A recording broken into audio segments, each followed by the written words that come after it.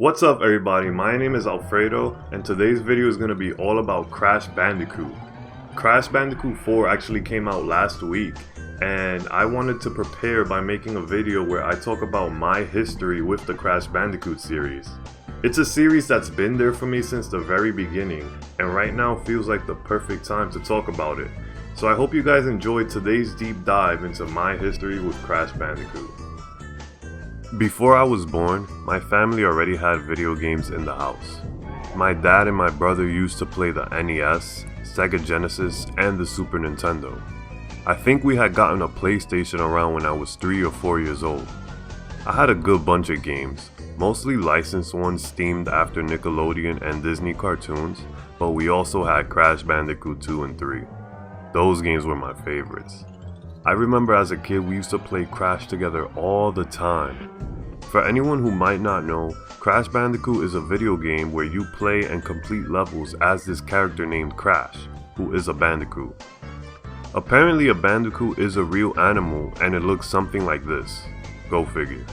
But in the games, you run and jump through different levels collecting Wumpa fruits or crystals and spin away enemies to defeat the evil Dr. Neo Cortex who wants to take over the world.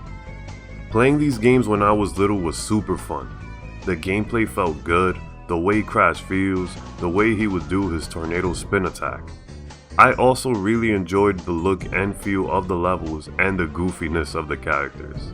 Overall, these games just felt really cool to play. I remember unfortunately my Crash 2 disc broke. Like literally.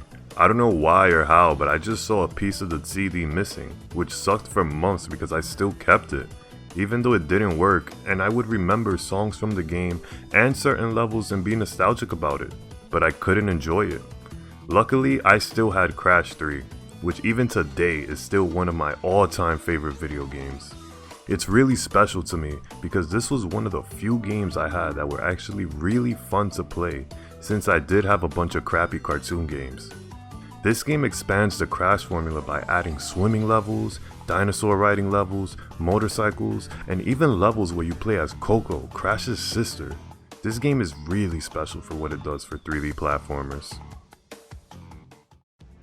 One day, while shopping with my aunt, we passed by some store and I looked through the glass and see a PS1 game showing Crash on the cover looking angry. The title just says Crash Bandicoot. It was the first game in the series, a Crash game I didn't play. I immediately was like, "Tia, mira ese juego," like auntie, look at that game. She asked me if I wanted it and I was like, yes. I really loved my aunt as a kid because she always spoiled me. A lot of times when I asked my parents for more video games, they'd say no and I'd be sad. But this time, I was hype. I was getting a new Crash game. I ran home, popped it in my PS1 and started playing. I noticed that this one was different. Crash didn't move as smooth as he usually does, nor does he have the crouch move with circle. But minor control differences weren't gonna hinder my experience. The first two levels were fine, but then I got to the Great Gate, and eventually Hog Wild, and I would die. A lot. Crash Bandicoot 1 is hard. Really hard. Frustratingly hard. I continued getting angry at this game because of how unfair it was for me, being the child that I am. One day, I got so mad, I literally took the disc out of the PS1 and purposely scraped it across the floor over and over again, making the game physically unplayable. This was my first time raging in a game, which was so surprising because it was Crash Bandicoot, a series I love. But not this one. This game was a disgrace to the series. It didn't ruin it for me because at least I still had Crash 3 and my memories of Crash 2. Looking back, I think I would have appreciated the first game more if I had played it before 2 and 3 because those entries are so much easier than the first one.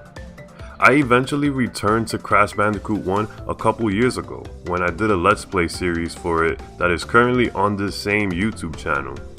It's pretty cringy. I was 19 at the time and just starting my YouTube channel. I rage a lot in those videos, but I still have fun playing and somewhat getting better. After much stress and enjoyment, I finally beat the game. It felt really good. It was like completing a lifelong challenge, honestly. But also because it was my first complete YouTube series. Over the years, I never really thought about what was next for Crash. It seemed like Activision had given up after making a bunch of failed spin-offs, which I'll talk about another time. I, however, could not have been more wrong.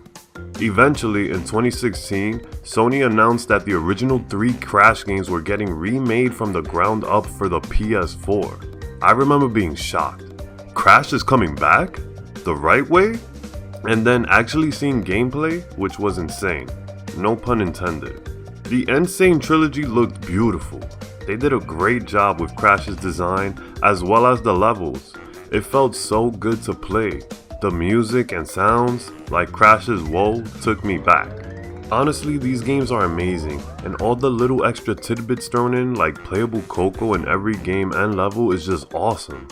I had so much fun revisiting Crash Bandicoot and reliving my childhood nostalgia with these remakes. Those weren't the only remakes though. 2 years later, they went and remade Crash Team Racing, the PS1 racing game based on Crash Bandicoot. I have a video where I actually give a review with all my thoughts on the game on this channel. But in short, I love it. I never got to play the original CTR, so being able to with stunning visuals and friends online was an awesome experience.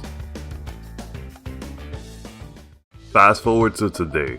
We have a new Crash Bandicoot game about to come out called Crash Bandicoot 4, It's About Time. I mean, that's the perfect name because it really is about time.